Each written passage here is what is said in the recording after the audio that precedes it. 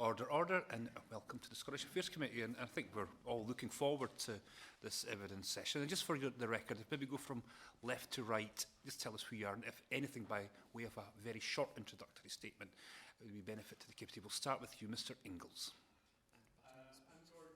And please, you've got to press those buttons. Which one? And I should always say this. Yeah. So press it again. When it's red, that means we can hear you. Okay. I'm Gordon Ingalls. I'm an employee-elected director at Accord Energy Solutions. Ms. Leslie. I'm Carol Leslie. What I do is I help companies who are looking to move into employee ownership. Mr. Bowden. I'm Fred Bowden, the Managing Director of Woolard & Henry. We're a long-established fabrication and engineering company, been on the go for about 140 years in Aberdeen. Great, thank you. Well, in the course of this inquiry, as you know, we're looking into sustainable employment in Scotland, some of the issues, some of the things that we may be able to look at and investigate and report back to government, and hopefully with a series of recommendations. What's come across to us is that we've heard that businesses can benefit from improving employee engagement and giving workers a stake in their businesses, principles which are central to the employee ownership model. What prompted you to pursue this model for your businesses? We'll start with you, Mr. Bowden. We've been employee-owned now for 15 years, and we're actually slightly different in the fact that we became employee-owned because we were in a distress situation. The paper industry in Scotland and the whole of the UK was going through a very difficult time. The previous owners became ill, and there was limited options for the company. So with the help of Baxi Partnership Limited, we became employee-owned, and we've gone from now 22 people up to almost 70 people. Is there anything that you would suggest that would explain that growth in your employment? Is it because of the way that you do things differently it's attractive to growing your employment like that? Yeah, there's a number of things that help with employee ownership as well. You know, with the employee ownership, what you're trying to do is get people engaged as much as possible. And the products that we have, although it was world class, the dandy rolls that we're producing for putting watermarks onto paper, very limited market. So what we had to do is we started to explore, look at options, you know, some ideas from the shop floor, looking at different sectors and everything. For example, there's 28 banknote mills in the world, and we now supply into just about all of them. So this is all coming from a small company in Aberdeen. So we just looked at different sectors where we wanted to be, and latterly we've moved into the oil and gas sector, which I'm sure you have. It's quite difficult at the moment, but for us, a lot of our growth has come through products in that. And we have another facility in Scotland which we've opened up in Turriff. We have a design and service centre in Germany, and we have a small machine shop in Poland as well. So we've diversified quite a lot through the employee ownership. Great. And Ms. Leslie, why employee ownership model? Sell us it. How does this benefit workplace organisations? Well, typically, companies who are looking to move into employee ownership tend to be owner-managed or family businesses. And usually it's for exit for the owners, so they're probably looking to retire. They have a real connection with the local community, and they know that if they're going to sell to a trade buyer, there's every chance that that company will relocate and the jobs will go and the company disappears from the area. What employee ownership does is it anchors that business in the local area, and it sustains the jobs, employment, skills, opportunities for young people for the long term. So typically that's the kind of companies who do it. The examples you've got along today have come from different angles, but that's typically the companies that I'll deal with. And maybe Mr. Ingalls could tell us a little bit how this works practically. I mean, how is it different from traditional models of employment? Before I came to Accord, I had worked for PLCs for the previous about 30 years of my working career. The people who set up Accord were part of the management team in the last company I had been employed by. We'd actually been acquired. We'd been a small consultancy. We'd been acquired by a PLC. We'd become disenchanted with the type of rewards and type of approach that the PLC took to our work, which is very much consulting. What we found is that by actually becoming employee-owned and starting from the perspective of that, we've been able to engage with people and encourage people to join us very quickly. So we now have 32 employees, a number of associates. So it's been very much a case of engagement and involving people at all levels in decision making. We have a very flat structure. We only have a board. We have a board of five directors, 3 of whom are the founders, 2 of whom are voted by the employees onto the board. They serve for 3 years at a time, and any of the employees can ask questions at any time. We do a lot of information sharing about business development, about finance, about general remuneration, although individual packages are confidential. So those are the type of things which have helped us. I'm just looking at your own information that you supplied to us, and we've got from the Employee Ownership Association. You've stated that employee-owned businesses achieve higher productivity and greater levels of innovation, and they're more resilient to economic turbulence. I mean, that all just sounds fantastic. Why are more companies not doing this if this is the case? I think I can say 2 things about that. When I worked for a PLC, we're very much financially driven.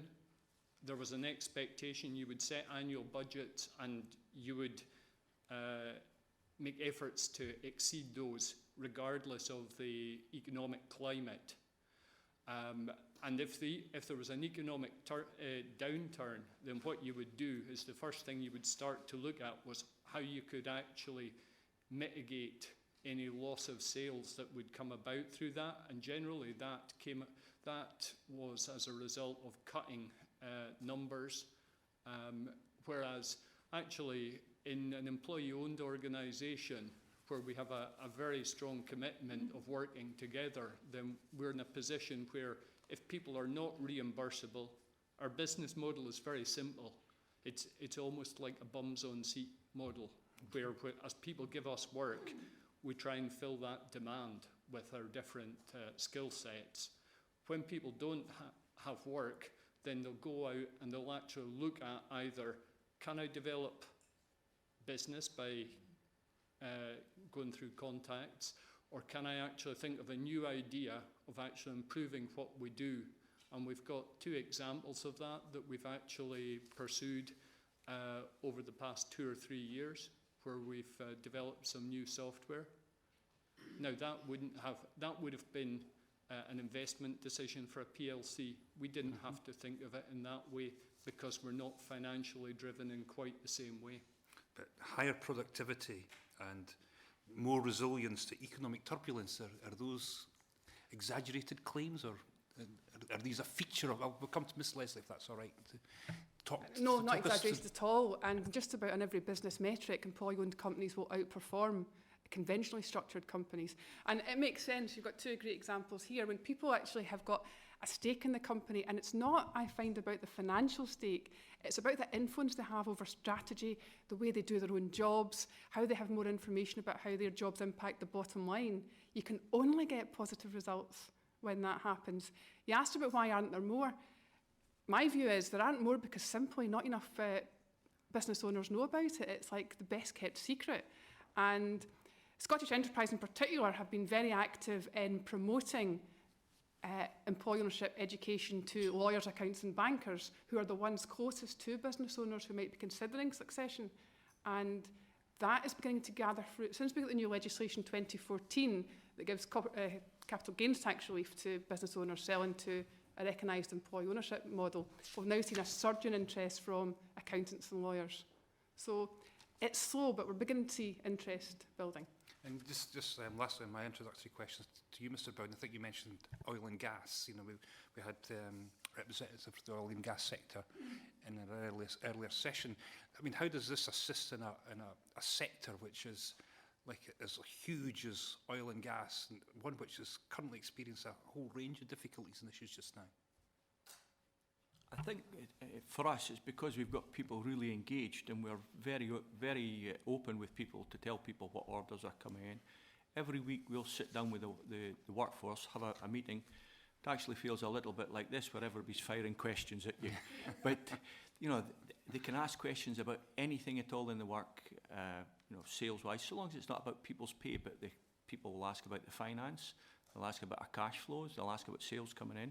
So people know in advance where the work's going to be coming from, where we might have quiet spells, and if we're not spending money, why we're not spending money. So people are aware of the situation, and they also know that how the business works, so they're very flexible. I've also worked in larger companies where people have specific jobs, and you don't step outside that departments and routines and everything. It's not at all like that in Willard and Henry. If somebody can help in a different department, they might not have the skills to do it, but they'll certainly help to the best of abilities and move about. And most of the time, they don't even need to be asked. You know, they know themselves. I wasn't going to ask any more questions, but I'm tempted to put this one to you just to see what your response is. I mean, you've painted a very positive and rosy picture just about this model of employee ownership. What happens during the bad times? I mean, I'm presuming that, like any company, there will be issues and difficulties that you encounter along the way. How do you respond to when things don't seem to be going so well and you need to make difficult decisions? To be honest, just like any other business in that respect, you know, but we're honest, and we tell people it has been difficult for us on the oil and gas side of things, and we have had to lose some people that, through no fault of themselves, are good people, but just the way the business has gone. But we've explained it to people up front, the reasons why we've had to do these things, and it's been a last resort for us. But we have to make difficult decisions for people. You know, we have to look at our cash flows. We have to make sure that we're profitable to make sure that the company flourishes. So in that respect, it's the same as any other company, but we're honest and open with people so they know it's coming. Is that roughly your experience, Mr. Ingalls, when you're having to deal with the difficult decisions? We've actually found it very similar. I think the one area I would talk about slightly is about the management of performance. Now, again, going back to the PLC model, the management of performance tends to be trying to march people out of a business quite quickly if there's a perception they're not actually performing. Under employee ownership, where you've got this joint commitment, and I sort of subscribe completely to what Fred has just said about the participation in areas where people aren't so expert. In employee-owned businesses, then you're in a position where you've got a bit more flexibility, a bit more time to actually help people with performance. And what we've found, generally speaking, during the time we've been in business, we've had 4 people move on from the organisation in 6 years, and that's compared to a turnover of something like 15% in the organisation that I used to work for. Grateful. So it's quite different. And Miss Leslie, you got anything to add just about how you observe like employee ownership organisations coping and dealing with some of the more difficult decisions? I think it's just what Gordon and Fred have said. Because people tend to be much better informed in employee-owned companies, then it's not a surprise when you suddenly have to deliver the bad news, and people tend to take it a bit better. It's always horrible. Redundancy is horrible, but it tends to be slightly easier when you know it's coming, and you know people are being honest, and it's very transparent. So, Great. Grateful. Margaret Ferrier. Thank you very much, Chair. No, just going back to the point Miss Leslie made there, I've been in a company where there's been redundancies, and it's not good because everybody's very suspicious of everybody else, and because there's no transparency from the management down. So I do take that on board that, you know, if you can, you know, there's always this criticism that they're kept in the dark. So if there can be more transparency, then that helps. Can I just come to you, Mr. Bowden, first? You mentioned Germany and Poland. Do you have anybody coming from Germany and Poland, or are they, you know, standalone companies? They all come under the Willard and Henry umbrella, but it's a design and service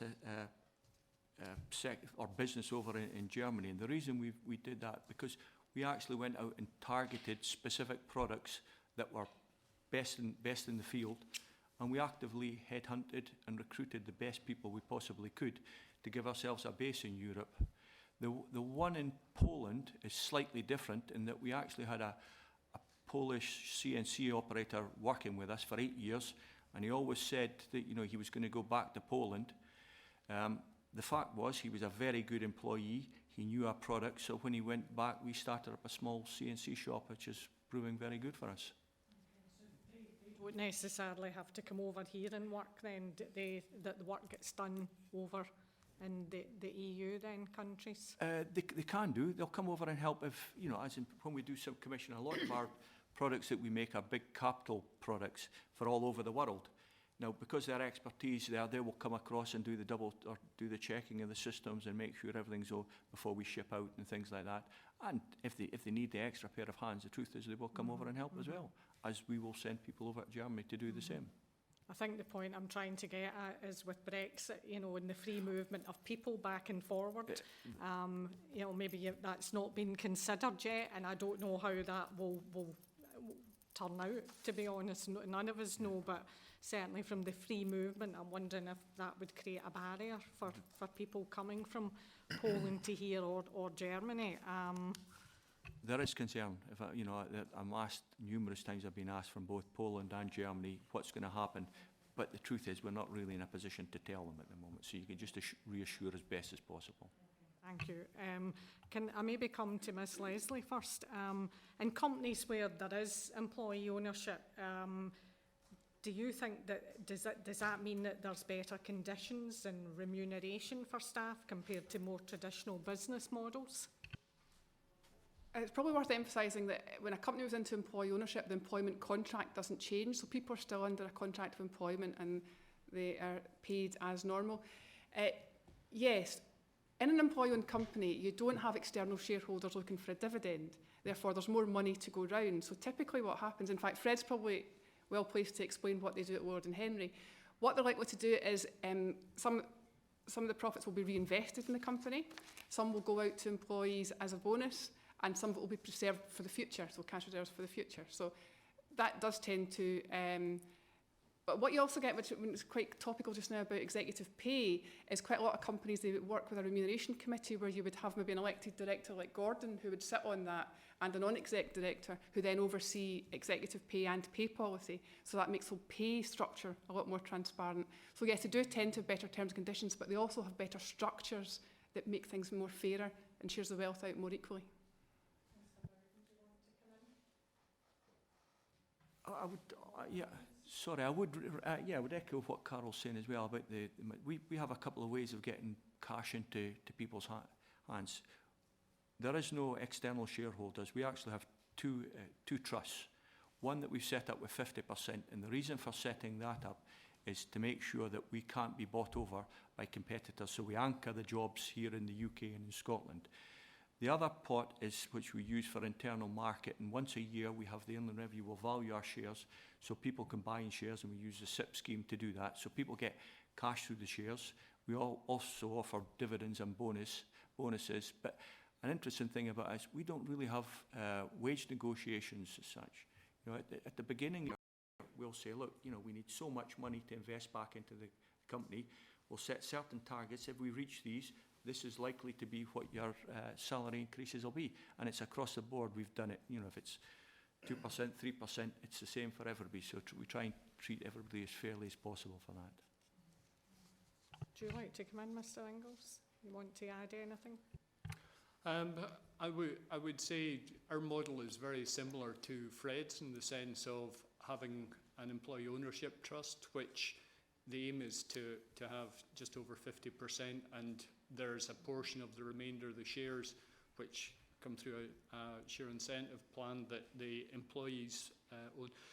So far as our wages go, we actually look at market conditions and about how the business has been going, and then the board, which consists of 3 founder members plus two employee elected directors, will actually take a view as to what percentage seems reasonable, and if there are exceptional cases in terms of performance or whether we want to actually promote someone within the organisation.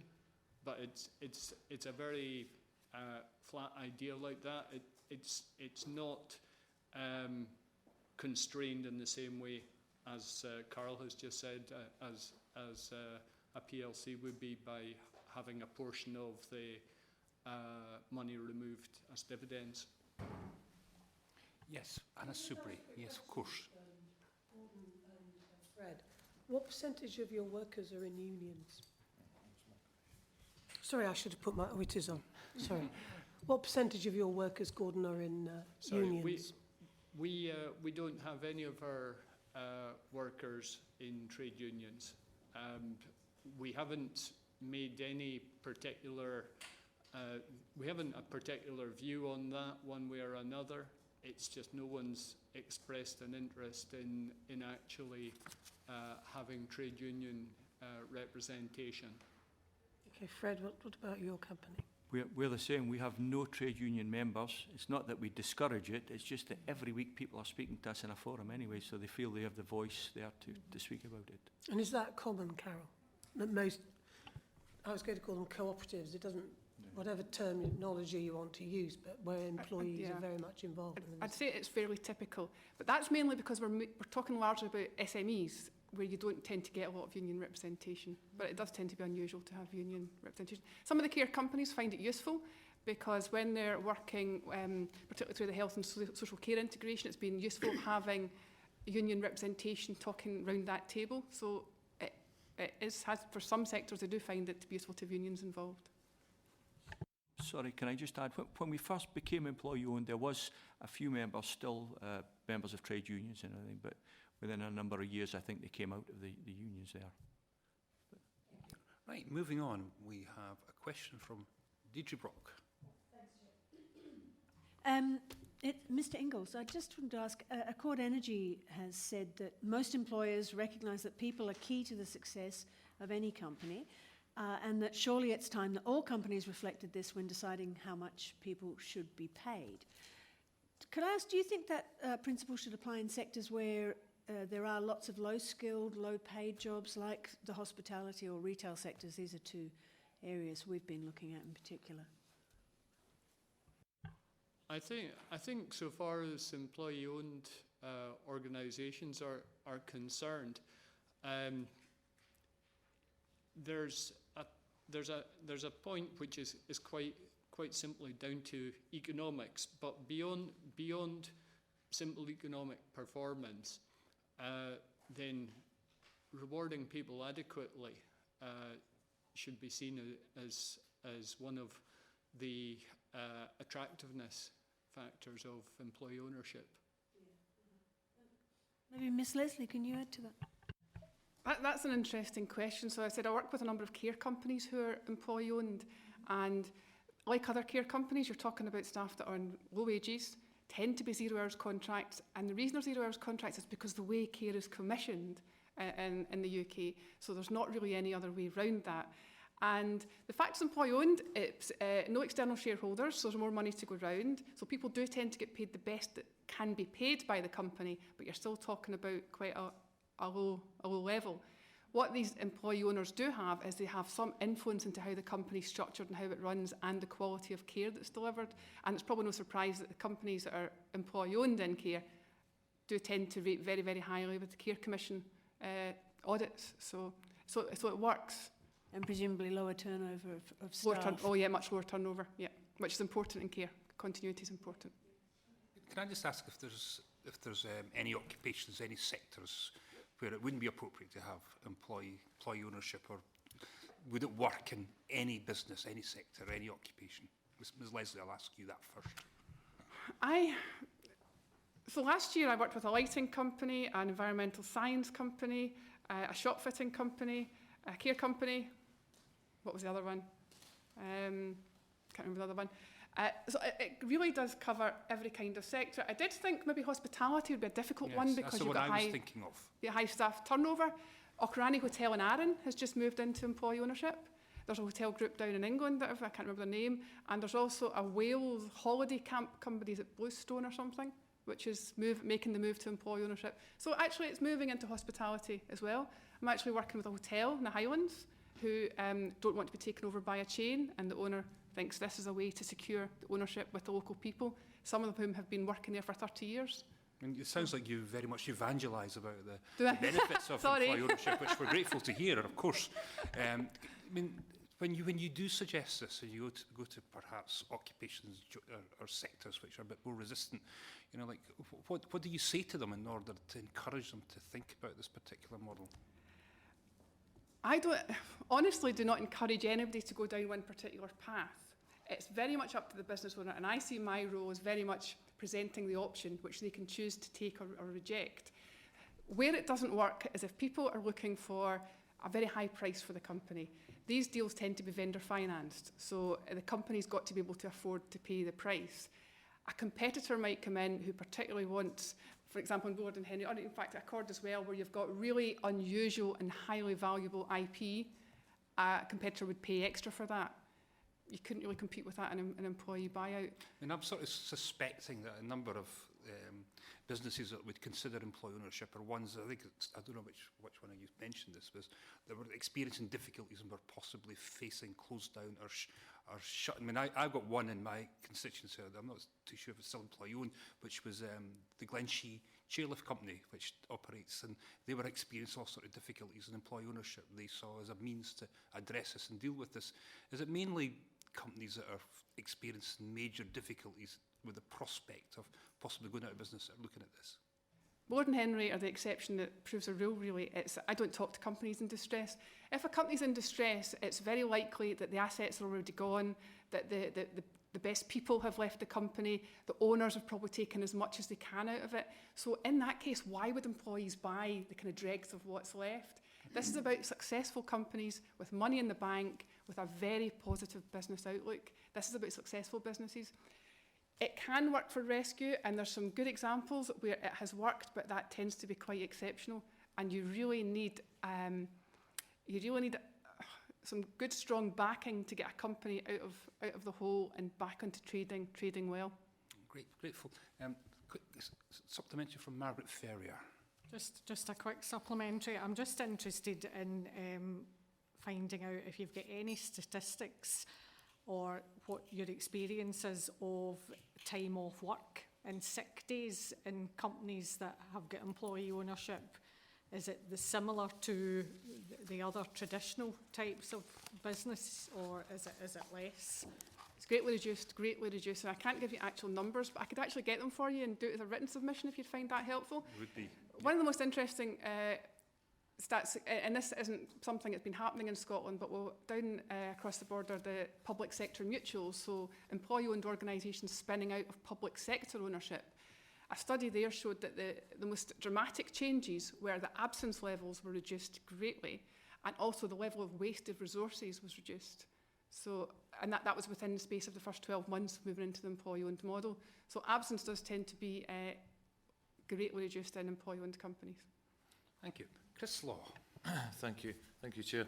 I'm quite excited by hearing all the good news stories so far, and I'm just thinking of one that my own family were involved in the past, which was a big family-owned company, Tillers Russell in Fife, which sadly is now closed, but it's not as a result of its model, where they had nearly 2,000 workers, of which over 50% or 50% went to employee-owned. So it's quite exciting to hear. But I wanted to ask you, do you have any large examples of companies that are not SMEs that are also involved in employee-owned models at the moment? Yeah, sorry, Carol. Larger companies, so Scotland's an SME economy, and I work mainly in Scotland, although I have crossed the border sometimes. The larger ones that you would know would be John Lewis Partnership is the best known model. Arup Engineers have just done the 4th crossing, 100% employee owned and always has been. CH2M Hill that are working on the A9 dualling, 100% employee owned. Golders, which is an environmental consultancy, 8,000 employees across the globe. Other big ones. It's typically an SME model, but you have got these larger organisations, and you know, in the States you've got Southwest Airlines, Publix, and so on. They do exist, and they do exist. That's a key thing. Financing can be an issue. I've got a couple of companies just now that I'm talking to have over 20 million turnover, and it's how do you actually finance that, and how long will it take? Not impossible. It's just a wee bit different from your 10 to 20 million SME business. And I've got a follow-on supplementary to that. It's really about existing employees. I want to ask about new employees in a minute, but existing employees, when you change over to an employee-owned company, let's say you've got 10 staff, and one of them's been there for 30 years, 5 of them have been there in the last 10 years, and you've got the other 5 in the last couple of years. How do you decide on who should get what shares of the company and what their stake is? For us, it's always been equal. I actually worked at Tullis Russell for a period of time, and I saw some of the, you know, the good things that happened and some of the bad things. So what we decided when we went to Willard and Henry, everything was equal. You know, I can buy the same amount of shares as anybody else, and that's stopped a lot of this, you know, this feeling, ill feeling between us. So it's worked well for us like that. Okay, good. Is that the same for yourself, Gordon? Because we're an employee-owned startup, it doesn't really apply in the same way. Okay, thank you. And just using the same model, I mean, how do you go about approaching recruitment? Is there different styles towards recruiting new employees, and what kind of types of workers are you attracting as a result? If I could say something about that. Accord are a consultancy business. Our approach to recruitment has largely been looking for people within the sort of niche area that we operate. So we've done a lot of work that's been looking very much at contacts and contacts of contacts. Where it perhaps changes a bit, because I think that's perhaps true of any business to some degree, is that to a very high degree we look at whether people will actually fit in within the employee ownership side of things, because the mindset is a bit different. When you're in a PLC, you expect to be given certain things or be able to demand certain things. Within an employee-owned organisation, you've got to look at it a bit more of being together as part of the whole thing, rather than having an expectation one way and another. Thank you.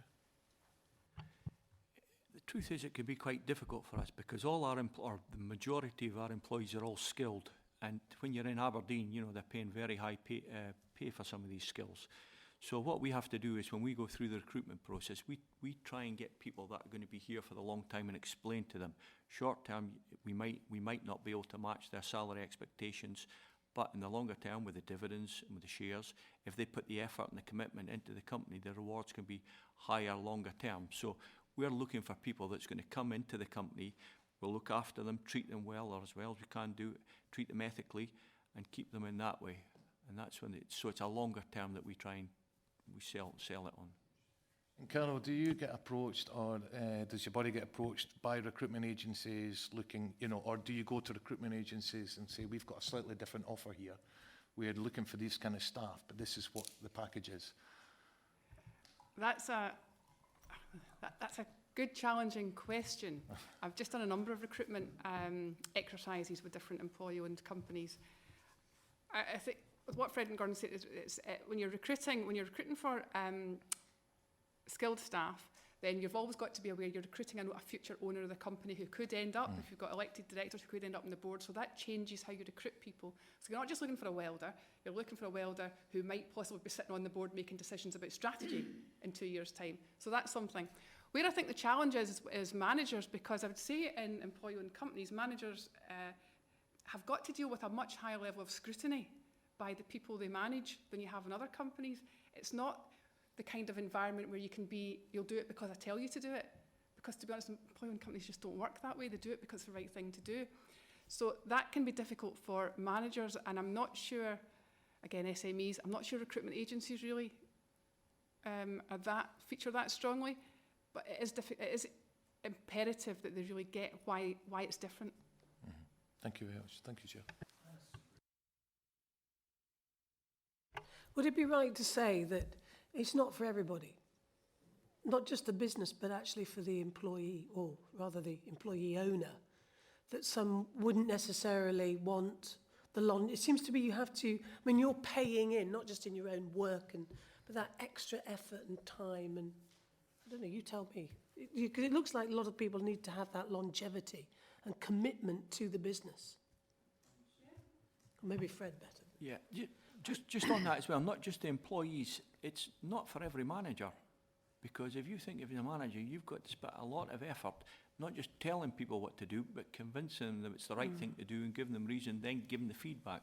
So it doesn't suit everybody. You do have a lot of work as a manager to put into these things. And can I just ask about when it comes to, a lot of people who have a private business, their own business, they'll say, well, I'm prepared, I actually would put, remortgage my own home, I'll do anything to keep my business going. That's the level of commitment that they have to it. Can that put people off in these sorts of employee-owned businesses, or are they never in that position because they're never having to make a level of investment or security, rather, for an investment? In Woolard and Henry, it's not really been financial. People haven't put their houses on the line financially. No. Where they've put it above and beyond is really the level of the commitment and the work and the hours. We've it's a little bit embarrassing, but we've got some guys that will put ridiculous amounts of hours in to make sure customers get their goods on time and everything like that. And it's that kind of commitment we see it more than a financial. I think it's worth pointing out that employees don't have to engage with this. When a company moves into employee ownership, there is no downside for employees. So nobody is forced to be evangelistic like me or to be to work 7 days a week. As long as they stick to their employment contract, they are protected by employment laws just like any other employee is. So for employees, there's no downside. I think it does, Fred's right, it does. It's when it comes to the management level where there's a lot more that's expected that it's maybe a bit more challenging. But for employees, no, I think we're very lucky that people do tend to engage. And my so final they're not question, forced to. Right, and my final question is, do you get, as a sector, if you like, do you get good support? And most importantly, enough promotion as a concept by both the Holyrood government and, of course, by the Westminster government? It's probably a question for Carol. I think the Scottish Enterprise is the part of the Scottish Government which is promoting, and I think Scottish Enterprise is doing a really good job. I think the Wales Co-op is part of the Welsh Assembly is doing a good job. There isn't a similar body in England. There is the Employee Ownership Association, which is UK-wide, who do their best at promoting. But of course, I'm going to say this. Yes, I think people could be shouting louder about it. The biggest step change we've had in employee ownership in the last 10 years was the 2014 legislation that brought in the capital gains tax relief and also allowed employee trusts to pay bonuses free of income tax. And that in itself didn't make a difference to business owners, didn't make much of a difference to employees, although we're very happy to get extra money. It made a difference because people who advised businesses started taking notice of employee ownership. Yes, Margaret Ferrier. Just a supplementary or a comment, really. It sounds to me that the employee ownership scheme makes the employees feel more valued. They've got to be part of a team, more team focused. And in your opinion, does it make them feel that they have to make the business a success and they take pride in what they're actually selling and that they're more customer focused? Do you agree with all that? Yes. Well, that was a very short, to-the-point answer. Can I just ask, I mean, what we've heard in the course of this inquiry is that the UK is very low when it comes to workplace democracy. In fact, we're just about at the very bottom when it comes to the involvement of employees in terms of the workplace. And we're also got very much a deregulated labour market with features like low pay and 0 hours contract. You're not sort of swimming against the tide when it comes to where we seem to be going in terms of the workplace environment just now. And how do you take on these forces when you see them confronted in a whole variety of different employers that you must obviously do business with too? Ms. Leslie, that one for you. Fred described, it's called the Rowie meeting because they have their morning mid-Rowie, which is a role in Aberdeen, translation for Aberdeen, the Rowie meeting. And it is, people have got the opportunity to say anything they want and find out what's happening in the business. And once you have that, you can't ever take it away. You couldn't suddenly decide to stop doing the Rowie meeting. Or you would not have a job. I think my any longer. question's more about the general culture that exists just now and the general workforce where, you know, there is a much more deregulated environment and there are these type of issues that confront a number of businesses. How do you start then to, That's like difficult. when you're evangelising, you know, you're faced with these forces, what do you do? That's difficult for me to answer because I work in a sector that's not like that and it has very strong workplace democracy, so it's difficult for me to then because I would be theory, it would be theory because it's not where I work. I do work with some SMEs, which I've got to say, before they move into employee ownership, tend to be quite autocratic because they're owner managed, and that owner manager has had lots of say, tend not to be particularly effective at delegating decision making down the ranks, and we have to put in lots of effort to really get people more involved and educated as to how the business is structured. And it can be done, and it can be done relatively quickly. I do believe people have got a real thirst for knowledge about where they spend 35 hours every week. So it's this move away from workplace democracy, and this move away from people having proper jobs, being on 0 hours contracts, being on casual labour, not having any kind of security of employment, you're missing a trick, because that's where the productivity is going wrong. That's where you're losing that engagement, that connection between people and their work. And I think in the employee ownership sector, we have got it, maybe not perfectly right, but we've got it more right than others. Well, thank you for that, because we're hearing quite a lot just about like what we see in terms of increased productivity tends to be from businesses which have good workplace democracy. We see that as a culture. And, like, what my question therefore is, what sort of, and I think Anna Subra picked this up, I'd be more interested in a detailed responses. What sort of support are you getting from governments both in UK and in Scotland? I know you work, Scottish Enterprise commissioned you to do some work on all of this. Could you talk just a little bit more about what you do when you're doing this, and like how you would take this model to businesses and try and encourage them to think about taking it up? So in Scotland, what we have is Scottish Enterprise account manage high growth businesses, larger businesses that are significant for different reasons in local economies. And the account managers are working with the business owners to look at succession plans, because succession, that's a huge danger point for businesses. If they don't make the right succession decisions, the company can disappear or be really disadvantaged. So it's making sure then that employee ownership's on the table, so along with the more traditional ways that they might look at exiting the business. And then I would meet with the business owner and talk through what the options are, how that might look if they want to take the employee ownership structure, and then if they do, Scottish Enterprise would undertake what's called a succession review, looking at all the succession options, and that's a document that the business owner then has to help with their decision making. If they then want to pursue the model, Scottish Enterprise will signpost to different employee-owned companies that have done it. Both Accord and Borden Henry have been great at talking to businesses in Aberdeen who are thinking about this.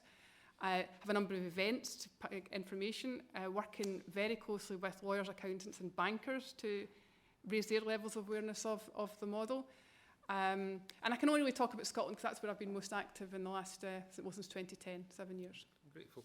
And we're coming to the end of the session. I just wonder if there's anything that we've maybe missed in terms of our understanding or better understanding of employee ownership. Yes, of course. Sorry, Mr. Law. Actually, it's just raised an important point, which is about financing. I worked in finance previously, so I wanted to know how difficult or how easy actually is it to find support from investors or banks in particular towards your business compared with more traditional models? We were very lucky in the early days that we had the organisation BACSI to help us with the equity part of the funding side of things.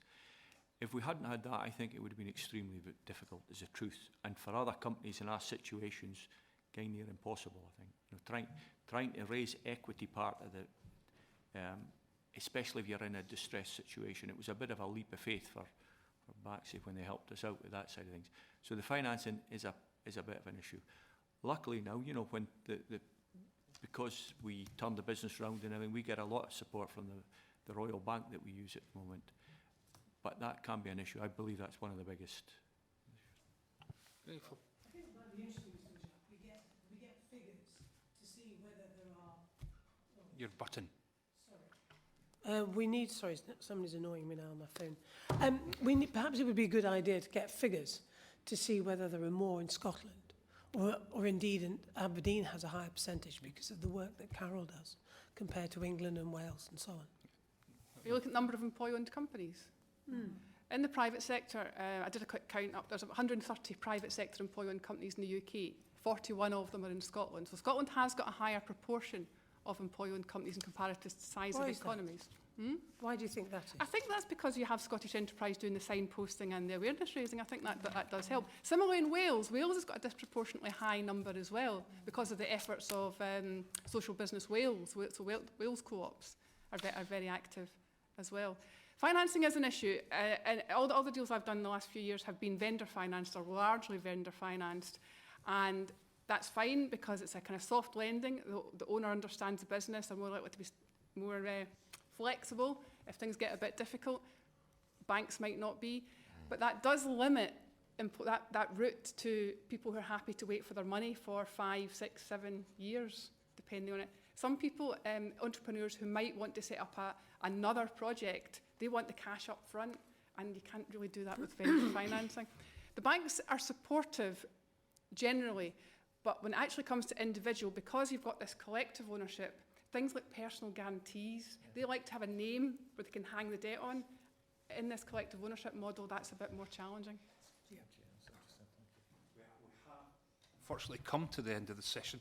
I think that the question from Ms Soubry was a good question. If there's anything further that could help us, we've not got time now to go around if there's anything we missed, so perhaps you could give us that in written evidence of, and maybe just an overall about how all this works, you know, the type of companies that you've supported in the past and the approaches that you make in order to try and encourage companies to take this up. It would be very useful for us as written evidence, and I'm sure Ms Leslie will be able to supply us with that. And we'll get Fred to do it then. Well, there you go. There's a number of willing volunteers to take up that task. But can I thank you ever so much for coming along. It was a very interesting and fascinating session for us. But thank you.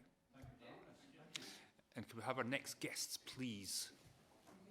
Yeah. Oh, yeah. And yes, quick refreshment break.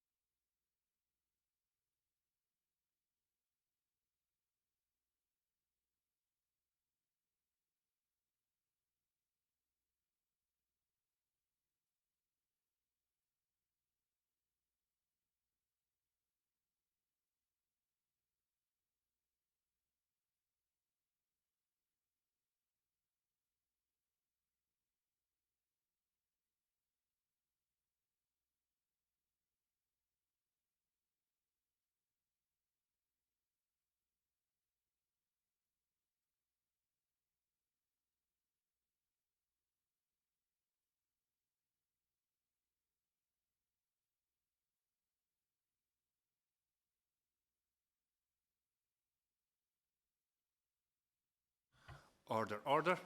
And thank you both very much for attending this session, our last session today at Aberdeen University, who, again, it's just worth saying how grateful we are for their accommodation today. Just for the record, could you tell us who you are, who you represent, and anything of way of a very short introductory statement? And we'll start with you, Mr. Watt. And also press your buttons. Press my button, apologies.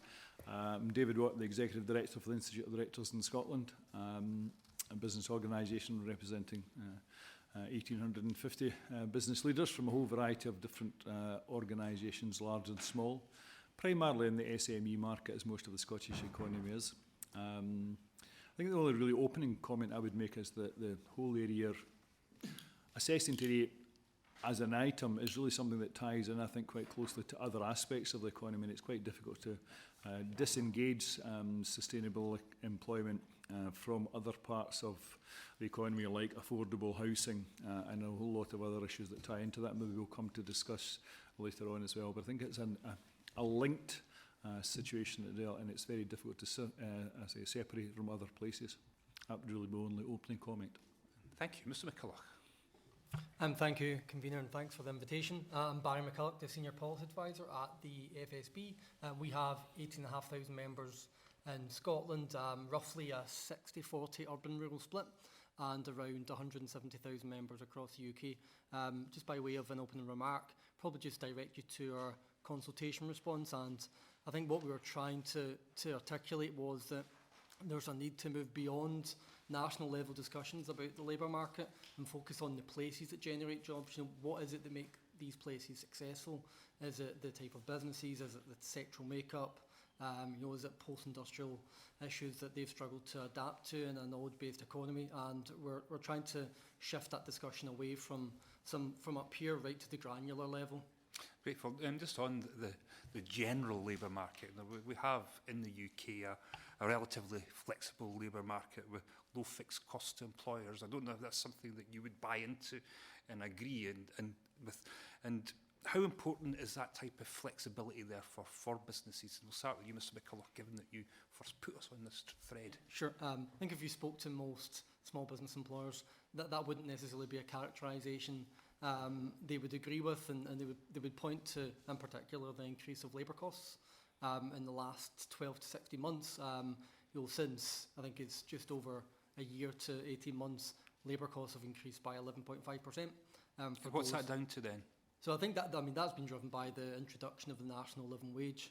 And has that worked its way through already to that type of increase? Yeah, so you had the initial, I think when you include the increase from the minimum wage for the 21-year-olds in October, and then you factor in the increase in April, which was 7.5%, you get an overall increase of 11%. And I think from that point, some businesses have been struggling to recoup their costs. And I think just to return to the original question, I think between 08 and 13 in particular, the flexibility of the labour market was key to maintaining headcount. Maintaining what? Headcount. Okay. And I think without that flexibility, businesses would have found it very difficult to maintain that level of staff. And it was that flexibility, particularly within the SME segment, which allowed SMEs to hoard labour. And that's why we didn't see the unemployment rates that other countries saw. And if you compare us to France in particular, which have quite protective labour rights in particular, you do see this divergence between labour market flexibility and unemployment and employment rates. So in your view, is there a tension therefore between employment and this flexible labour market and things like the national minimum wage, government initiatives? I think there's always going to be an inherent tension between government objectives and what businesses set out to do, which is broadly generate profitability. But I think there's a particular issue now because the flexibility that is now inherent in the labour market between the recessionary years has now normalised, and so you have the increase in use of zero-hour contracts. And I think just on that issue, I would point out that only 3% of the workforce in Scotland is covered by zero-hour contracts, that the majority of employers who use zero-hour contracts are in the public and voluntary sectors, and that in a rough score, small businesses come out very well. You know, less than 10% of small employers use Thank you. 0 hour And contracts. it's a theme that we want to revisit in the course of the session. Mr. Watt, would you agree with my poor characterisation of a relatively flexible labour market in the UK? And how would you describe it? And what is your view about some of the issues that Mr. McCullough's raised?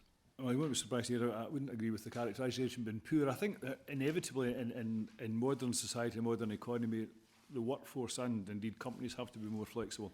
And one of the things that really irritates me about politicians using the phrase exploitative 0 hours contracts. But where they're exploitative, absolutely they shouldn't be allowed to be exploiting workers.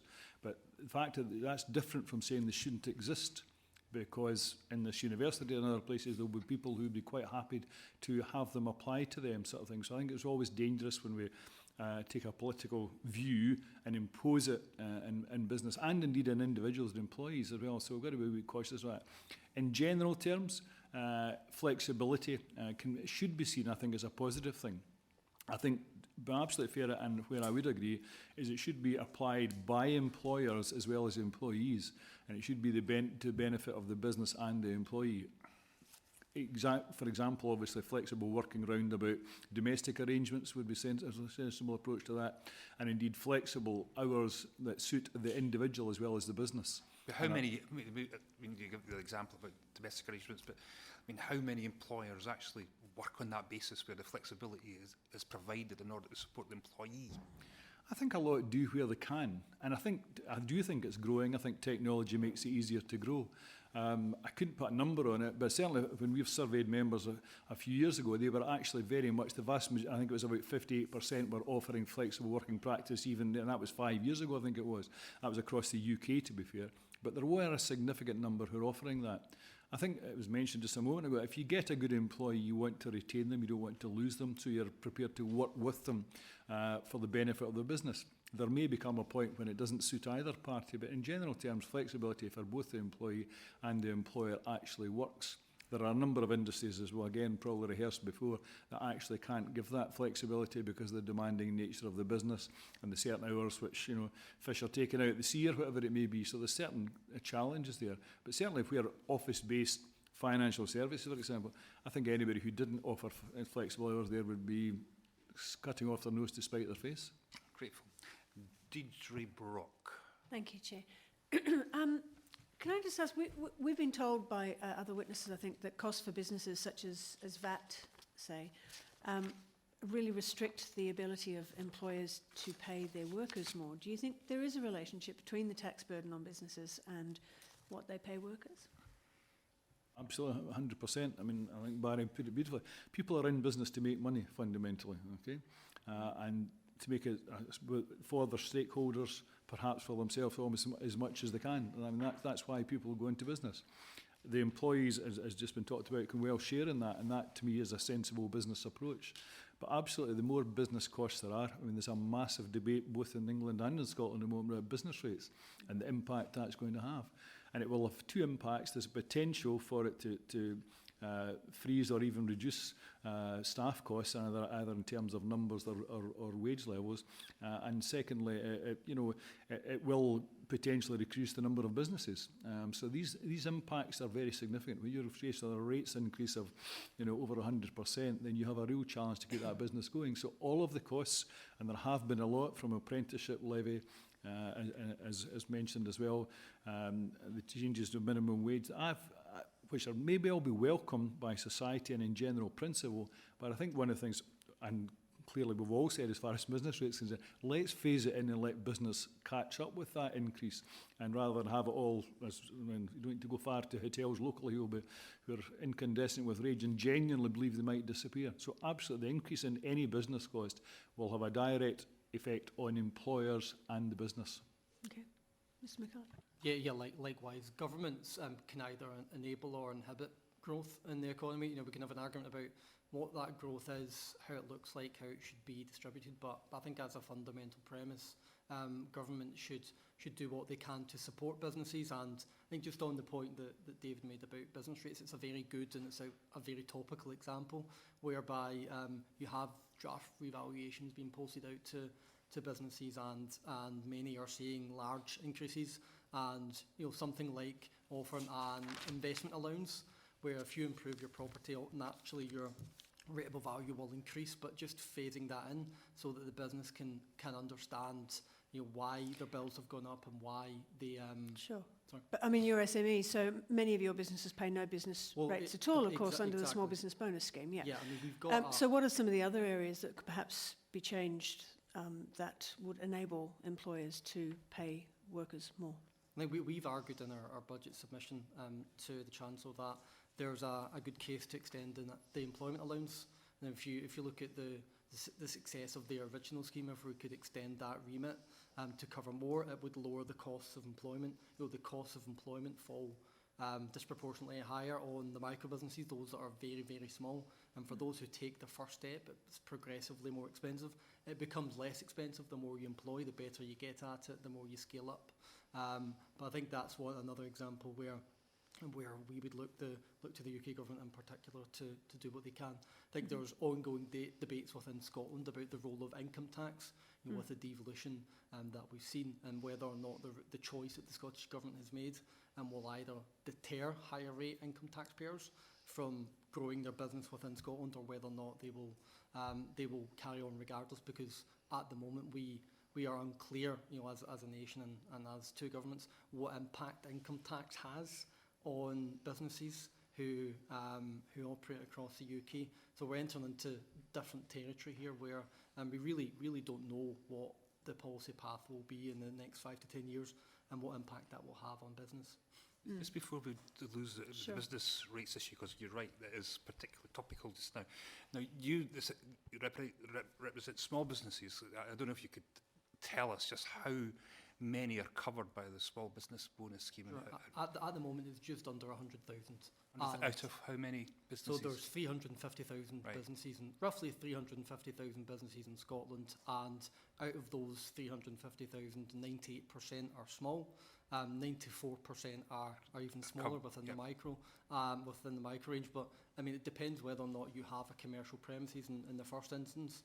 You know, roughly about 50% of small businesses operate from the home. They will not pay rates unless they allocate a proportion of their domestic situation to business rates. And you just go back to the point that Deirdre Brock made about the small business bonus scheme. It does really provide the lifeline to many businesses who take that choice to locate in a town centre or an area of high economic activity. And I think some of the anomalies and I just want to come on to that, because I mean, I'm grateful for that response, and because we don't really hear all that much in the general debate just now about non-domestic business rates. But it seems to me anyway that the businesses that seem to be getting clobbered, if you want to use that word, tend to be in licensing and hospitality. Why is it they that seem to be at the sharp end of this revaluation just now? Maybe Mr. Watt could help us with this one. Well, I've just had the conversation about Aberdeen. Well, basically, partly because the valuations are historic. So if you valued a property in Aberdeen or a hotel's based on turnover, for example, it's on turnover. So in an Aberdeen hotel in turnover 2 years ago, well, it was a license to print money, let's be fair. It was a very successful business. 2 years later, the occupancy rate has probably fallen from the thick end of 95% to probably 55%. So the value, the turnover is out of kilter. So actually, where I say you're now paying business rates on your turnover of 2 years ago, and you don't need to be a rocket scientist to understand what a difference this is in Aberdeen sort of thing. Whereas probably you're looking at £250 a night for a hotel bed in Aberdeen 2 years ago, you could probably get it for £80 now. That's a massive difference. This is an issue which seems to be particularly difficult for Aberdeen and the North East when it comes to this reassessment. Well, is that your view, yeah? To some extent, it's partly because they've come first. It's not alone. I mean, Gleneagles, God bless them, are faced with £1.4 million extra this year, which even for Gleneagles is a significant amount of money. So it is causing problems all over the place, particularly for the licensed trade and the hotel industry because of this, as I say, based on turnover basis. Right. Yeah, there are obviously a number of businesses who will be paying less because either the value of their property is down out or their turnover 2 years ago was less than it is now, sort of thing. So, or less than it was previously, even. So it's, but it's not a happy place. And I don't want to go into this further with just interest, because it was raised a previous inquiry evidence session that we had in Westminster. Is there a better way to do this then, when it comes to the assessment of Yes, you know, well, business one of the rates. problems you'll be aware of as well, there's been a long gap since the last assessment, Yes. which is probably the first problem. Second issue is that the Scottish Government, and I can't speak for England in this front at all, is they have had Barclay review being undergone to look at how we perhaps spread that more fairly or over a period of time, or how we do it more regularly. And it just seems a shame that we've come with this massive increase before that review has reported, which I think would have been a better place personally to go for it as well.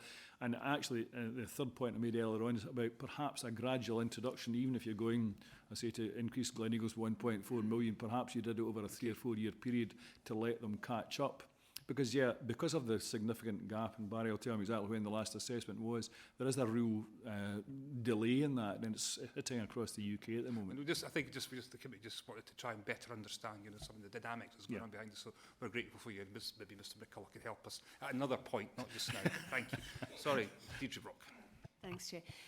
Just moving on to some of the discussions we've been having about greater workplace democracy. Now, we've been told that companies can really benefit from putting in place policies to allow more of that and to allow employees to contribute to the running of the business. And we've just heard some terrific evidence about that and how successful that can be. Do you recognise the benefits of giving employees a voice in the workplace? I mean, how does it apply to the businesses that you represent in your experience? And how would you say that that's best achieved?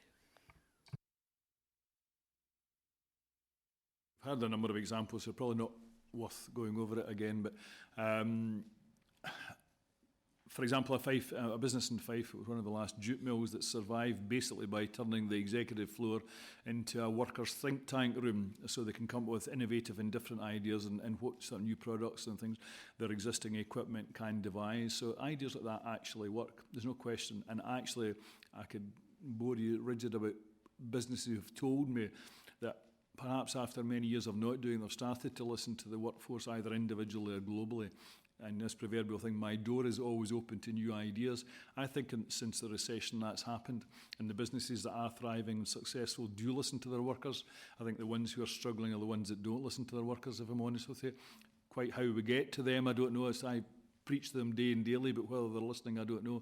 But I've lots of evidence of, as I say, a lot of it just bluntly storytelling of people who genuinely do listen to their workers and they see improvement, they see new ideas coming to the workforce. I mean, somebody who even in a call centre saves £30,000 a year as a result of an idea that somebody who's been there for 20 years told them, just because they asked them at the height of the recent recession, what new ideas have you got? And it worked.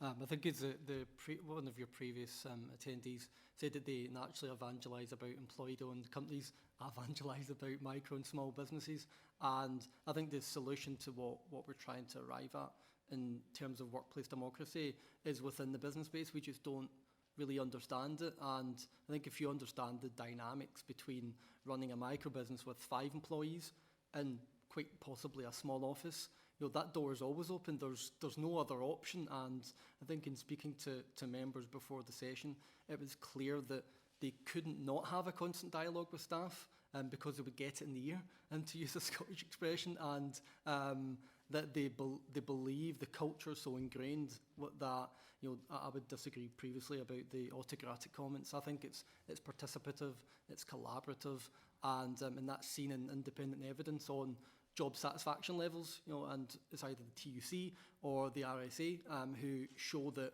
on some of the indicators that the Fair Work Commission in Scotland evaluate us on, then the small and micro businesses perform very well. You know, they're happier, more satisfied at work because they have a voice.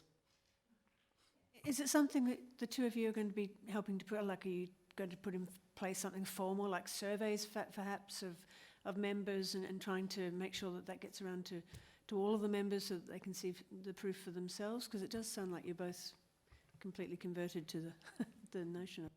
I think we are led by, you know, our members, and, you know, if our members want to hear more about employee involvement, then that's exactly what we do. I think you heard previously that Scottish Enterprise do a fabulous job at promoting that initiative north of the border, but it is very niche. You know, it's, what was it, 41 companies out of 351,000. You know, that I think we can better. So I think we should better to support the wider business base and how they can provide a more effective voice to their employees, many of which are already doing so. just quickly add that the IOD fundamentally exists to make directors better and to make the boardrooms of Britain and in Scotland better. So part of that is a very significant part of our director development programme, and part of that is we're just about to launch another session, for example, on talent management, talent development in business. So absolutely, I would hope that literally every session that we organise, that sort of engagement with employees is talked about in a positive way, from the boardroom down, if that's the right expression, probably boardroom up sort of thing. But it's really important as part of a director's education, of course it is. Thank you. Anna Soubry. Heard from a number of witnesses over the last couple of months, certainly since I've been on the committee, who have told us that Scotland has a huge pool, I'm just quoting, of cheap labour that is ruthlessly exploited, it seems, north of the border by some terrible owners of businesses in a way that I thought had disappeared in Victorian times, if not certainly the 1960s. Could you help me with this? Is it not the case that any business's most important assets are indeed its workforce? And it would be a very foolish employer that abused its workforce and didn't recognise them as its assets. And could you tell us whether or not, in your opinion, Scottish business is being run in this exploitative and ruthless way? Or is your experience something rather different? I'll happily jump in, and probably Barry's got some better figures than I may have, but certainly I don't recognise that picture at all. I'm not saying there aren't bad businesses in Scotland, I'm sure there are, and badly behaved directors. I don't meet a lot of them. I meet people who are working 24/7 to do the best for the business and their employees. I could, as I say, list long stories, but I will talk about one business in Glenrothes that I know very well, where the chairman came to, and again, a few years ago now, but in the recessionary period, came to the workers, about 150 of them, and said, we're going to have to lay off 25 people. We've been told this morning they're going. But if we all work really hard, then 6 months' time we'll re-employ them. So that was because he felt, and he was really deeply upset when he told me the story, because he personally felt it was like sacking members of his family, although they weren't. So I think businesses are much more like that in Scotland than we are. And I mean, there's a significant number of family businesses in Scotland. And the last thing a family business wants to do is either sack anybody, and certainly members of the family. Although I can tell you one slightly whimsical story of a young man who took over the family business, of which there were 26 on the board when he arrived, and within a year he sacked 19 of them in order to get the business to be more effective. But that's a slightly separate issue. That was more to do with family politics, I think. But genuinely, I think smaller businesses, and Barry will speak about that, it's literally like your family. It's like people you meet in the supermarket at the weekend. It's not some remote person, and I don't get that impression at all. And my members certainly are working very hard to employ people, because bluntly, through employing people, you make more money. That's how you build a business. You employ more people and you grow the business, and off you go and you become successful. Making people not want to work for you or being unkind to them is not a way to make money. I just don't see how that actually works, certainly not in the long term. It's law. Thank you, Chair. Oh, sorry, Barry. I thought Barry Oh, sorry.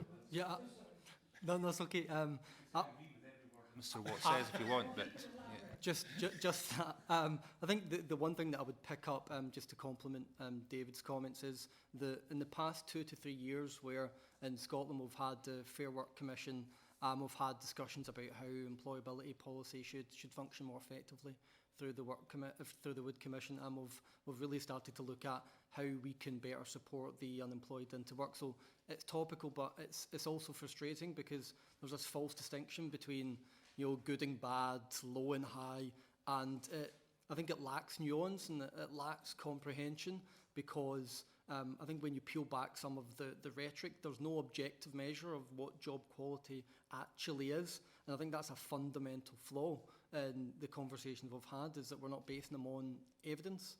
And I think if we do have that evidence, then we can contribute in a more meaningful way, but certainly it's not.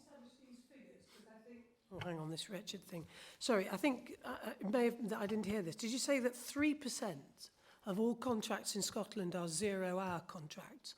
And of that, small businesses, which is the definition, is it not, is 250 or under employees, was 10% of that 3%. Is that right? Yeah, that's right.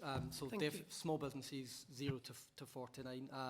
But that was from the Scottish Government briefing note that I have stumbled across, and from the Fair Work Commission's contribution to this inquiry. So we are talking about a small number of contracts in existence in Scotland. I'll have a second to go now. I wanted to ask you about current corporate governance. At the moment, the UK government's carrying out a review, and the Business Innovation, Energy and Industrial Strategy Committee is currently holding an inquiry into corporate governance. I suppose what I want to ask you is the current system working for directors and its workers? I suppose that's directly to me. We have led by the policy team in London, we have just, I think, submitted or in the process of submitting a response to the corporate governance review as well. So that will be submitted to yourselves or others as appropriate. But so I suppose it's our daily bread. And the answer, in some ways it's working and in some ways it isn't working. We, for example, have never been strong supporters of what would be colloquially fat cat salaries or pensions. We don't favour a set number, but we absolutely do favour the very strong feeling that the stakeholders involved in the business should have an input to the salary level, and they should make their voice heard at AGMs and other places so that the proper remuneration is paid, as one example as well. So in answer to Mr. Law, there's no question that some of the aspects of corporate governance aren't working. Equally, we've got to watch that, and this is the next bit, but how far that remit extends and how far it goes into for smaller family businesses and things. So whether that, and that's the thing to consider very carefully, is stretching that. What corporate governance may be applicable to a FTSE 100 company need not be necessarily the same for a small food business in Aberdeenshire, for example, and that's a very dangerous road to take, I think, and we'll need to consider very carefully where we go with that as well. But absolutely, I mean, for us, corporate governance bluntly is about making sure the company is properly run to the benefit of all its stakeholders, and that absolutely includes the employees. Okay. And yourself, Barry? There's very little I would add to that, other than saying that I think the notion of corporate governance in a small business is somewhat alien. I think if you spoke to some of our members about it, they genuinely would be nonplussed about what that actually means, because the organisational layers between owner, management and staff, they just don't exist in the same way. They exist because of scale. As the business grows, you need better ways to channel employee involvement. You need to look at pay ratios, and that just isn't the issue for smaller businesses. And I think that was something that the CBI's research today articulated quite well. And there's this issue about corporate governance for businesses with employees of 1,000 and more. And then there's back to David's point, there's another issue about how you get sound governance within the running of, let's face it, the majority of businesses in Scotland. And tell me, just on that note then, for both of you, you said earlier, there's good and bad practices, and perhaps have been behind the curve. In fact, I've seen earlier today that if we compare ourselves to some of our European neighbours, we're well behind the curve. What culturally or historically has gone wrong to get it to this position now? And what changes would you like to see? Perhaps it's differentiated corporate governance for smaller structures, but what other changes would you like to see develop in the coming months and years? Well, I think, as I said, the number one thing is to actually make sure we have mechanisms that really genuinely do involve all the stakeholders. And I think, whether it be employee consultation committees, I'm never personally very much in favour of representatives in boards. I've seen too many boards in the past personally where representation doesn't actually work, but absolutely the workers should be consulted, and that consultation should be fed back to the board, for example, as should other stakeholders, and they should not stand back and watch things they believe to be wrong, either in salary levels I talked about, or indeed in working practices going on, and not have it fed back to the board, who ultimately make decisions on these things. Because I think the one thing, I suppose I almost lecture in this section of corporate governance, but the key thing about corporate governance, it's not just all about policies and procedures, it's actually about the board and the directors knowing what's actually going on in the business and what they want to be delivered in terms of strategic direction being actually delivered, and that applies to all businesses. So everybody has to make sure that not just through statute but through practice, They have things going on that they believe to be going on, and they're following the correct practice all the time, and they check on that on a regular basis.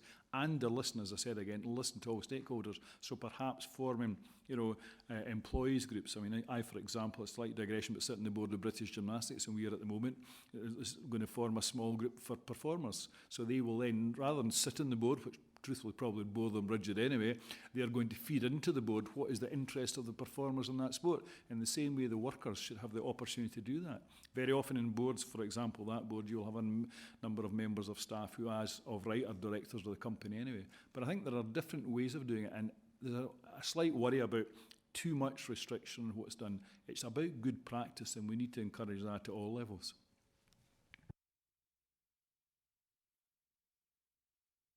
Thank you very much, Chair.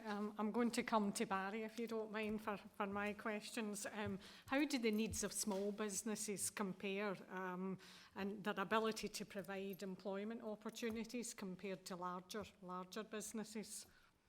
I think they approach employment in a completely different way, and they're often criticised for their informality because they quite often won't advertise vacancies. They'll be heavily reliant on their own personal networks, but that's how they do it. Their business is a precious thing, and they want to make sure that if they're expanding their headcount and their staff numbers, that they get the right person. I think one of the things they find particularly challenging in the current climate is access to skilled staff. And I think, if anything, you've got about 30% of small businesses who are actively employing at the moment, but we've got a small business index, and for the last 6 quarters, access to skilled staff has been a barrier to growth. And where they do get the staff, they have to put in quite a lot of work to address some of the remedial skills issues that they believe the education system should be solving for them. So there's that transition, but I think just to further make another point, what we don't understand particularly well is the role of small businesses in the labour market. And over half of all small businesses pay more than the voluntary living wage. And if you look at the Scottish Living Wage Accreditation Programme, out of the private sector employers, more than 3/4 are paying the voluntary living wage. There are good stories to tell out there about how local small businesses based in their communities are turning a profit and running a good business with their employees. But I don't think we talk about it enough. I think we focus on the behaviour of a small minority, and I'd quite like to see more discussion about why is that? Why are the dynamics different? Why are they arriving at different outcomes? Why do they feel more satisfied at their workplace? And you mentioned obviously the recruitment of employees. So as you've mentioned previously about Scottish Enterprise and how good they are there other agencies that kind of help the small business sector? And, do you think there should be more? Would more support enable small businesses to provide more or better employment opportunities? And maybe you can highlight some of the skills that you mentioned that you feel were missing. I think the Enterprise Network does a fairly good job at providing traditional business support, and Scottish Enterprise are a good example of that. You have Business Gateway, you have Highlands and Islands Enterprise, and you have various local authority run schemes. I think where it performs less effectively is in the skills dimension. We have a national agency, Skills Development Scotland, but its primary focus is on delivering apprenticeships. That is their main task by government, is to meet the target, and that consumes much of their energy, and that's a slight disappointment from our perspective, because so few small businesses take part in the modern apprenticeship programme. And so quite often what our members tell us is that they're not sure where to go for advice. It's a complicated, congested marketplace, because there is a lot out there, and to the extent that there was a report by Cambridge Policy Consultants done for, I think, the Scottish Employability Commission, and they found that Scotland, when you tally up all the spending on employability, all the support out there for employers, it costs about 0.7 billion to no discernible economic impact. So they couldn't point to the relationship between the money being spent and the impact in the labour market. I think the Scottish Government are very alive to this. They've published a new labour market strategy, and they're trying through their skills and enterprise review to address some of these big issues. But I will continue to come back to this disconnect between what the employers get from the education system and what they need. And some of those skills are slightly basic, and things like communication, the attitudinal, the turning up on time. They're the things that our members tell us. It's not the technical, it's not even the qualifications. It's just that relationship in the first 6 to 8 weeks to hit the ground running, to come into work with the right attitude, because the workplace is so small. If they don't fit in the team, it creates a different dynamic for the business. It hurts productivity, it hurts growth, and so they're quite cautious about who they employ and what skills they're looking for. Thank you very much.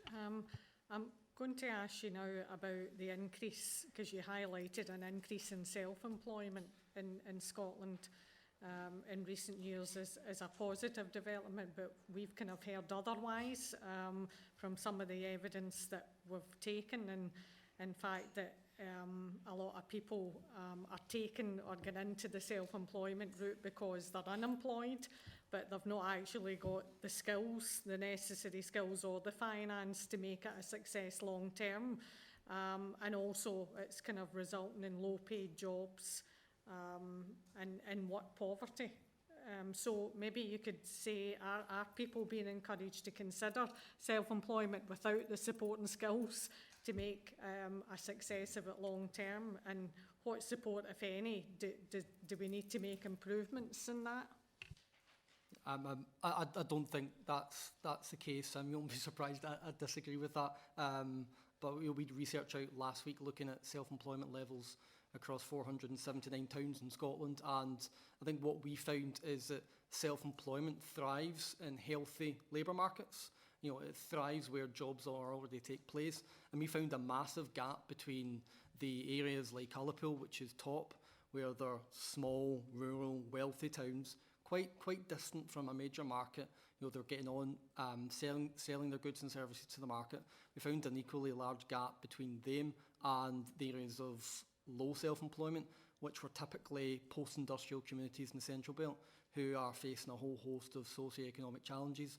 And I think what we tried to gently suggest, because we don't have all the answers, is that poverty is a barrier to starting your business rather than an enabler, and that follows on from the views of the Moan Review that the UK government commissioned, where they found a massive gap and a correlation between levels of multiple deprivation and business starts. And you can almost draw a line, and in our studies we found that there's some areas within Scotland where you can draw a relationship between high levels of social housing, low levels of attainment, and what that tells you is that those areas aren't conducive to starting a business, because they might not ever have thought about it, they might not know how to do it, but the support is most certainly there. I think, to go back to your original point, I think there's a growing characterisation of self-employment in quite bleak exploitative terms. And if you look at either our research the FSB's done, or the Bank of England, or the RSA, they paint a very different picture. It's quite complicated, but the people who start businesses, the people who become self-employed, are overwhelmingly, in their 50s, with assets, resources and expertise that they want to sell into the market. The converse is true of those without assets, without the expertise. And despite the fact that we have 12.8% of our, I think it's 11.8%, sorry, of our workforce in self-employment, we do lag the UK quite considerably. So I think my advice and my inclination is, how do we make people start more businesses rather than have a discussion about whether or not those businesses are in distress, because it's not something that I would agree with, given the research that we've conducted. So, You said that the support is there, but I think it's about getting that message out, that where is the support? Because I think we've possibly all had constituents coming to us that have maybe started a business and they're still not sure and they're looking for that extra support. So it's, where do they go to, and how can we signpost these people as well. I think Just, there's an just before you answer that, we have received quite a substantial suite of evidence which suggests the otherwise rosy picture that you've painted, Mr McCulloch, about self-employment, like in-work poverty being high. In fact, it's been almost put out as some sort of contractualised labour instead of being directly employed. So I think what we'll need to see is your evidence when it comes to this, and we'll look forward to that, because, you know, I mean, there does seem to be this movement into self-employment, and what we've heard is with that movement into self-employment, there's a whole range of work-related issues that concerned us, and some of the evidence that we secured. I don't know if Mr Watt's got a particular view on this at all. I just wanted to make the point. Well, I think somewhere you can send them as me, because I see on average probably 5 people a week who are moving into self-employment, but that tends to be, if I'm honest with you, retired bankers, either voluntary or not, and people in professional services who are moving out, people who've been corporate workers who want to go and set up their own business because they don't want to go back into corporate life, and most of them are either looking for a different lifestyle, or they're also potentially looking to build a business. So I think Barry's point about I take the point there's a social divide, but actually I think what's really important is that what we should be doing in that front is we should be working with colleges where and all colleges, in my view, all colleges and universities should run alongside any course they run almost, the option for young people or any person bluntly to opt into a self-employment course at the same time, so they can actually choose that option, because it's a real option.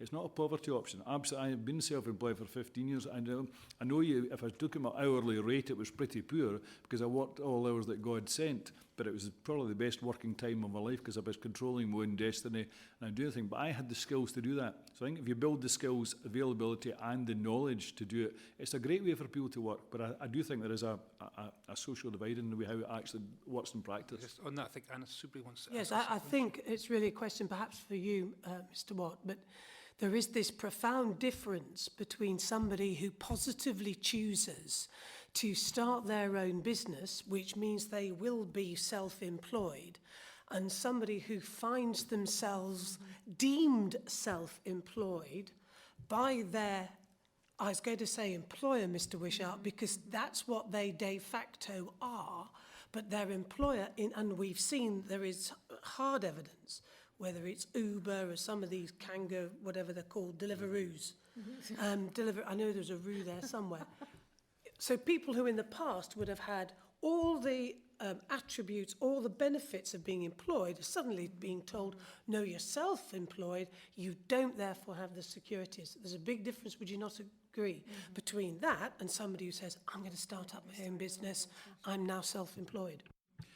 Absolutely, and that's the point to make. If it's done through economic necessity and it's the only sort of paid employment or work that people can get, that's not necessarily a way to go in. I take that point, absolutely.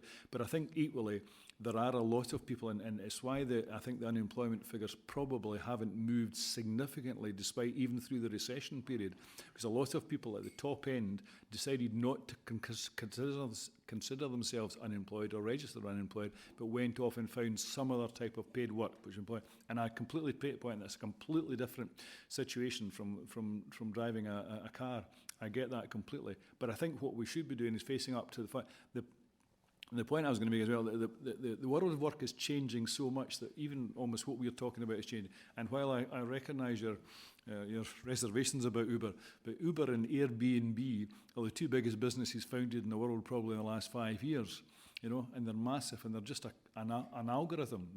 There's no substance to them at all, but they're employing, for lack of a better expression, a lot of people. The fact of maybe doing it the way we'd all like to see it happening, we have to react to that, and we have to upskill people to even quality test what they're actually getting as a result of that involvement as well. So it's a real challenge for us all, and I think that's where the skills we're even talking about are moving on literally day to day.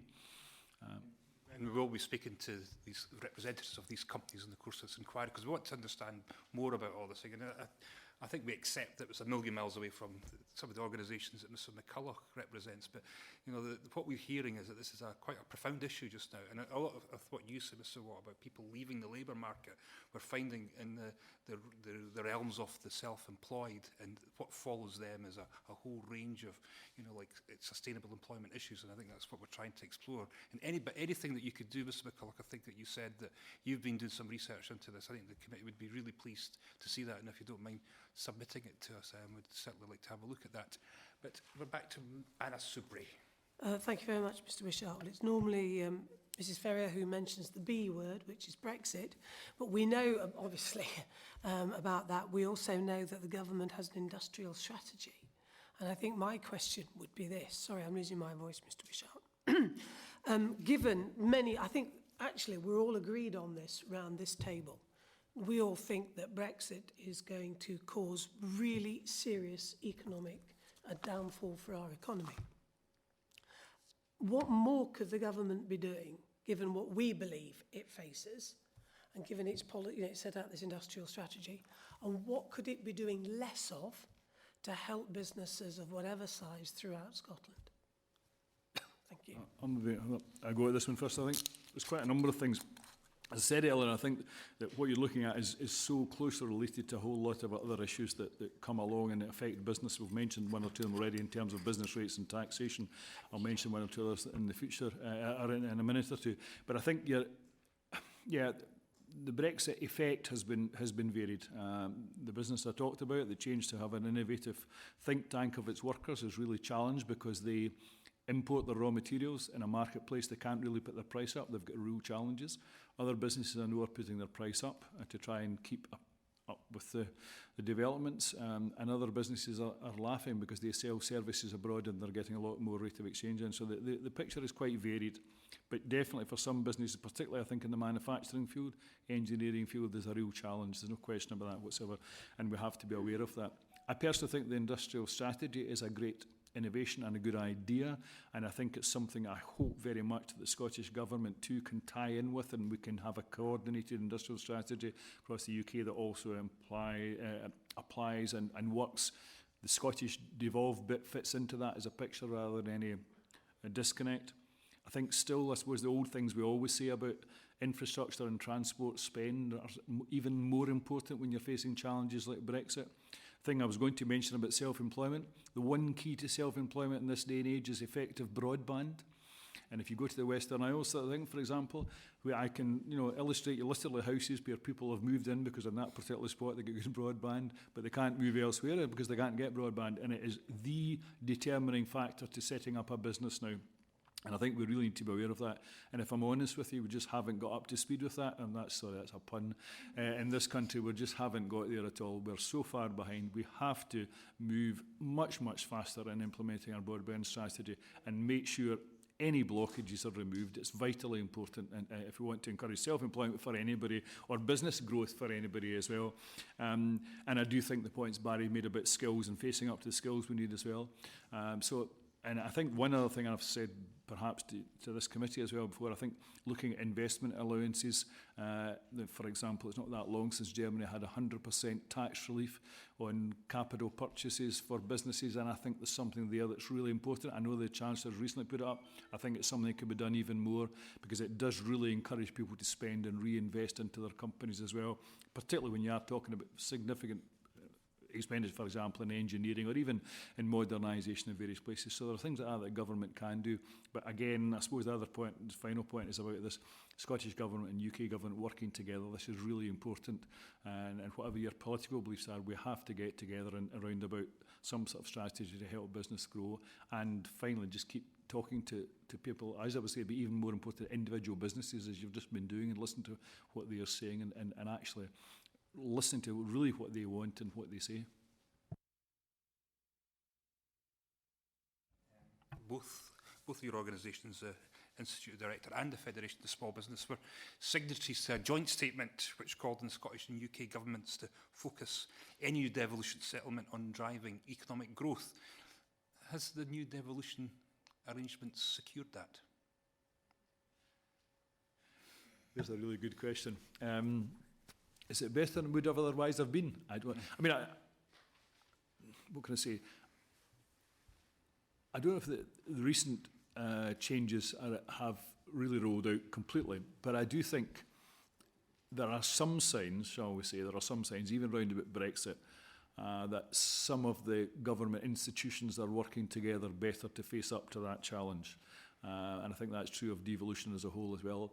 I still think, if I'm honest, there are political noises and voices sometimes in public that aren't terribly helpful because, bluntly, I don't care about politics. I just care about business and my directors getting a chance to do better, that sort of thing. And I would like all the institutions of government to facilitate that and not get in the way. And sometimes politics can get in the way of that. But I gradually think that some of the civil servants are beginning to get to work together. And Brexit is a good example of that, because they recognise the challenges that have just been identified. I mean, leaving the politics aside then, if you possibly can, around a committee of politicians, given the devolution of these new powers, do you think the Scottish Government have been doing enough to use them and do more to, or doing enough to support your sector when it comes to what they can do now with the powers that they've got?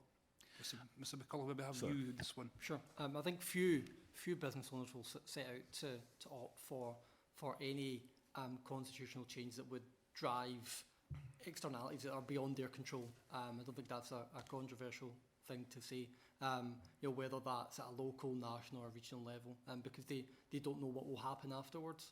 But I think what we've seen since the constant devolution of powers in the last few years is the Scottish Government trying to better acknowledge their role in intervening in the economy, and we've had a number of discussions recently about how the Scottish Government in particular can exercise their new social security powers and extending employment protection for the self-employed. But I would add that we are at such an early stage. The Scottish Parliament is relatively young. It's slowly progressing into a forceful chamber, but it will take time. And I think the Scottish Government and the UK Government, for that matter, are very conscious of the powers that they have and how they discharge them. I think with Brexit, it creates that level of uncertainty that paralyses almost, and we've been trying to ourselves make sense of the situation within the FSB, and we'll be publishing a series of reports between now and May on access to the single market, on access to staff and the freedom of movement that we've become used to, moving through to regulation, EU funding and business support. And I think if I could just give one sneak preview, it's that probably one of the biggest issues coming through is access to staff. So business has got used to recruiting in a certain way, and there will be this, if they don't have access to non-UK EU nationals, and that will be very difficult to fill that skills gap. We spoke about it earlier, that at the moment businesses find it challenging to find staff. So what will happen in the future if that becomes more difficult? And you're right. It's not just about skilled staff. It really is. I'll take that plug. It really isn't, because what we are seeing is that sectors either in tourism and hospitality or food production, who are those in seasonal economies that recruit in a certain way and have got used to. And can I just ask on that then? I mean, the Scottish Government presented a paper to the UK Government about Scotland's place in Europe, which suggested as its main headline to retain membership of the European single market. Have you come out in support of that? Given it sort of fits exactly with what you're saying, particularly with freedom of movement and the other pillars that we have in terms of single market membership, what have you done in order to try and ensure that that's been taken up? We've been, as I said, we've been trying to do our own research on what this means for our members, and doing extensive stakeholder engagement with businesses to come to a more reasoned view. What we didn't want to do early on is make a snap, knee-jerk reaction. We want to understand the facts. So you've not said anything or done anything in support? I think what we're trying to do is be mindful of the constitutional issues that are at play and try to advise. Is it not the time to come out quite clearly if this is so significant and important for your sector? Shouldn't you be saying this louder and making sure this is in the face of government? Here's a paper which suggests practically everything that you want, but you're not prepared to sign up to it. I think as an organisation, the FSB takes no view on constitutional change, and so that would require quite a fundamental alteration to how we operate as an organisation. We're apolitical. We don't take. Would the Institute of Directors be more braver when it comes to these issues then? Well, I think I've got to be fair, the Institute of Directors in Scotland is part of a UK organisation who believes in the UK as a joined up entity from an HQ perspective, and while we all want to see the best trade arrangement we can have for all our member companies in Scotland as well, And there might be an argument for him. There is no, we simply cannot see how Scotland can remain part of the EU and even in or the free trade part of the EU and while it's part of the United Kingdom. It just doesn't seem to fit together. While in principle, absolutely, it's what our members would want, those who trade into Europe. It's 42% of our exporting market. We get that. We'd like to continue that, but it doesn't seem it's So practical. The IOD's view on this then is that you quite clearly see where we're going in terms of our Brexit. I think it's characterised as a hard Brexit, leaving single market. You're quite prepared to see Scotland go off what has been described as a cliff edge and all this, so you're not going to get involved in constitutional politics. No, I don't, and that's not what I'm saying at all. What I'm saying is that the IOD across the UK is fighting as hard as it can to do the point that you're talking about, which is to make sure that we don't bluntly go for a hard Brexit. We go for a Brexit that actually reflects well in the economy. And at the moment, the Scottish economy is part of the UK economy. If you were sitting here in 5 years' time and Scotland wasn't, it might be quite a different discussion. But we simply cannot see, while there might be welcome differentiations to be made, we cannot see how Scotland's going to retain that free trade ability without being, while it is part of the UK. So it's not something that wouldn't be brilliant, but it's not just, I can't see how personally and organisationally how it's feasible. And I agree. Mr. McCulloch, I agree with you completely. However, could you do this? Could you make the case for the free movement of labour?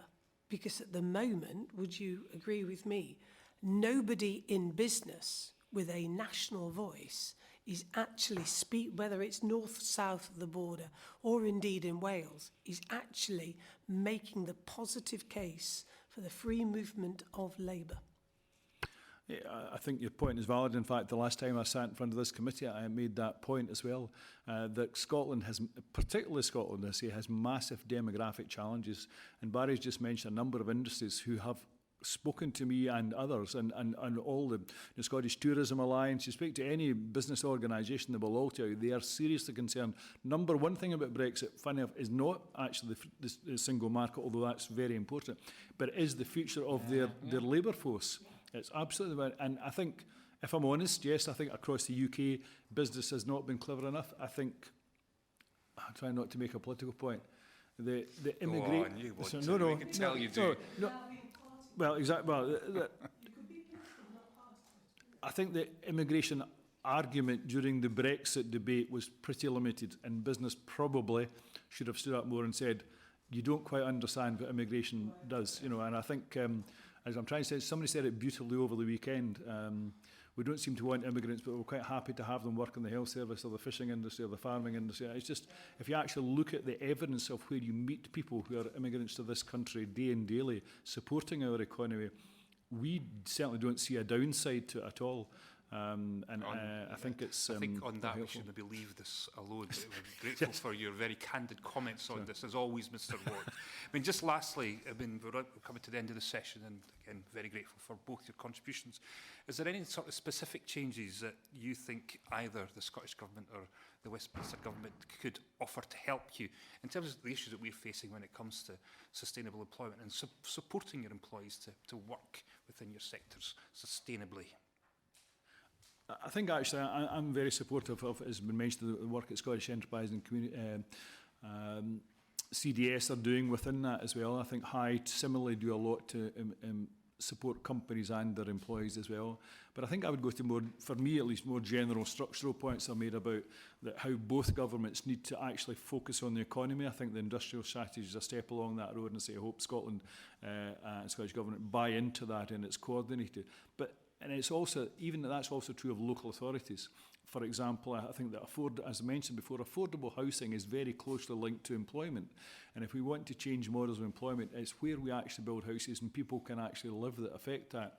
As been well said in the past, for example, this city could have done with a lot more affordable housing during the boom years, I think, which would have built a longer, more sustainable economy and place for people to live. And people from perhaps some parts of the west of Scotland would have moved here, could they afford it to take some of the attractive jobs that were available, but not quite so much now. So it's that interlinking that's important. I don't think you can detach sustainable employment and how businesses behave from the other things like infrastructure mentioned, like transport, like broadband supply, the government really can do to facilitate. And absolutely, businesses who do not perform properly as far as treating their employees should be taken to task, should end up in court. Of course they should, absolutely, but we should be more positive and encouraging. The government should do what it can to facilitate in terms of infrastructure, broadband, etc. And we as an organisation should make sure the directors in the boardrooms behave better, and we should all work together to do that. It's my short summary. Thank you. Ms McCulloch. I think I would respond to that fault line that I described earlier between those who characterise the economy and labour market that we have in negative terms, and those who are perhaps a bit more positive. And in Scotland, we don't really have the evidence to make the objective judgments that certainly at the FSB we would like to make, and we've been calling for some time for a review into understanding self-employment. There's been two reviews at a UK government level, the Dean Review and the Moan Review, trying to understand why business thrives in certain areas, and we would encourage the Scottish Government and everyone, in fact, to really better understand the changes that the labour market are going through. And there's one part of that change which David alluded to earlier, which was digital disruption. I know that's been a common theme in previous sessions, but I think the threats and opportunities of digitisation and what that means for the Scottish economy. You have some projections which state that the labour market will reduce by a third. And I think how we get ahead of those challenges, how we enable the businesses we have to exploit the commercial advantages of being more digital, because I think as things stand, they are struggling to adapt to a very changing market, and that's currently not being helped by a business support system that's not coordinated and business focused enough. So that would be how I would draw things today.